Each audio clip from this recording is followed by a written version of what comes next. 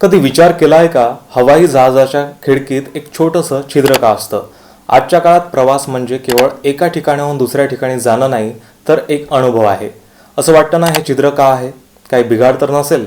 तर उत्तर अगदी सरळ आहे. हे छिद्र तिथे मुद्दाम असतं आणि ते तुमच्या सुरक्षित प्रवासासाठी खूप गरजेचं असतं.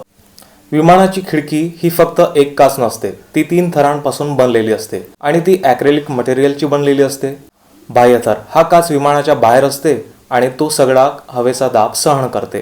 मधला थर, ज्यामध्ये असतं हे छोटं छिद्र म्हणजेच ब्लीड होल. आतला थर हा आपल्या सीटजवळ असतो आणि आपण याला स्पर्शही करू शकतो. म्हणजेच हे छिद्र फक्त सौंदर्यदृष्ट्या नव्हे, तर खिडकीच्या 3 थरांमध्ये योग्य समतोल राखण्यासाठी वापरलं जातं. जेव्हा विमान उंच जाते तेव्हा बाहेरचं वातावरण विरळ होतं, म्हणजेच तिथे हवा कमी आणि दाब खूपच कमी असतो. पण विमानाच्या आत म्हणजेच कॅबिनमध्ये आपल्याला आरामदायक वाटावं म्हणून दाब कायम ठेवला जातो. या दाबातल्या फरकामुळे खिडकीवर जोराचा ताण येतो आणि त्यामुळे हे छिद्र म्हणजेच ब्लीड होल दाब संतुलित करतं. हे छिद्र खिडकीच्या थरांमध्ये असलेल्या जागेतील दाब कॅबिनप्रमाणे ठेवतं. त्यामुळे सगळा दाब बाह्य थर झेलतो आणि आतला थर सुरक्षित राहतो. आता दुसरं महत्त्वाचं काम, खिडकी धुंदाळी होऊ नये म्हणून हे छिद्र मदत करतं.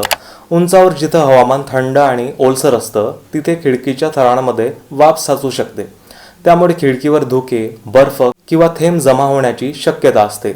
पण हे छिद्र त्या थरांमध्ये हवा फिरू देतं, जे ओलावा साचण्यापासून वाचवतं आणि खिडकी स्वच्छ ठेवते. त्यामुळे तुम्ही 30,000 ते 35,000 फूट उंचीवर सुद्धा बाहेरचं दृश्य पाहू शकता, तेही थंड वातावरणात.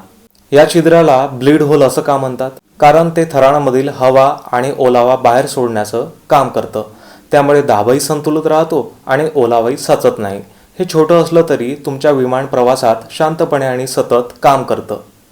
प्रत्येक उड्डाणात हे छिद्र तुम्हाला सुरक्षित ठेवण्याचं काम करतं. दाब नियंत्रित करतं, खिडकी स्वच्छ ठेवतं आणि संपूर्ण यंत्रणेला संतुलित ठेवतं.